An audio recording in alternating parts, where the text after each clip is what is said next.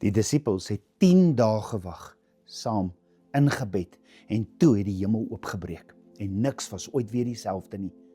Na Yeshua se hemelvaart het die disippels presies gedoen wat Yeshua gesê het. Hulle het gegaan en hulle het gewag, bidend en smeekend. 10 dae lank, sonder 'n plan B. En dan gebeur iets in Handelinge 2 vers 2, wat alles verander. Die woord sê, skielik het 'n geluid uit die hemele gekom, soos van 'n geweldige rukwind, en dit het die hele huis gevul. Hoekom skielik? Omdat die disippels gedoen het wat Yeshua gesê het. Gehoorsaamheid het die deur oopgesluit vir die skielik. En hierdie geweldige rukwind in die Grieks is die woordjie phero, en dit beteken nie net 'n wind nie, dit beteken om iets te bring, om iets af te lewer.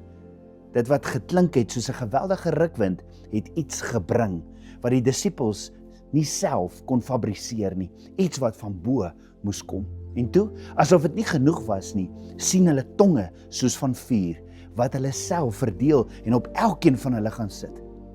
120 mense was in daardie bovertrek, en dit is nie toevallig nie. 120 verteenwoordig die getal van 'n volwaardige gemeenskap, 'n gemeenskap wat gereed is om te funksioneer volgens God se wil. Maar Vader het gewag totdat sy gemeenskap gereed was, en toe het hy niemand oorgeslaan nie.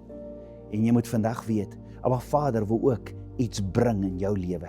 Jy kan iets verwag. Hy wil jou nuwe krag gee om die skepingsdoel waarvoor hy jou geskep het te vervul. Hy wil jou 'n salwing gee wat jou die krag gee om sy droom vir jou lewe te leef. En die skare wat buite gestaan het, Handelinge 2 sê, hulle was verbaas. Hulle was radeloos. Hulle het gesien iets is anders met hierdie mense, en hulle het gehonger na dit wat die 120 ontvang het. Maar daar was ook 'n ander wat gelag het en gesê het hulle is dronk. En so is dit vandag nog. Sommige honger vir meer, ander spot. Jy kies waar jy staan. En toe te midde van dit alles staan Petrus op. 'n Gewone visserman, geen opleiding, geen titel, maar gekies deur Yeshua. Hy staan op in hierdie nuwe salwing en verkondig die evangelie met krag. En 3000 mense buig hulle knieë in een dag. Nie omdat Petrus skielik slim was nie, maar omdat die Heilige Gees, Ruach HaKodesh, hom gevul het. En toe hy gevul was, kon hy nie meer stil bly nie. Hy sê later in Handelinge 4 vers 20, dit is vir my onmoontlik om nie te spreek oor wat ons gesien en gehoor het nie. Weet jy wat Pinkster beteken? Dit beteken 50. 50 beteken in die skrif vryheid. Nie die vryheid om te doen wat jy wil nie, maar die vryheid om op 'n Vader te dien met 'n hart wat wil. Nie uit vrees nie, nie uit plig nie, uit liefde. En dit is nie net 'n ou verhaal nie. Petrus staan voor die skare en hy haal aan wat Abba Vader self beloof het. In Handelinge 2 vers 17. In die laaste dae sal ek van my gees uitstort op alle vlees. Julle seuns en dogters sal profeteer, julle jongelinge sal gesigte sien en julle ou mense sal drome droom.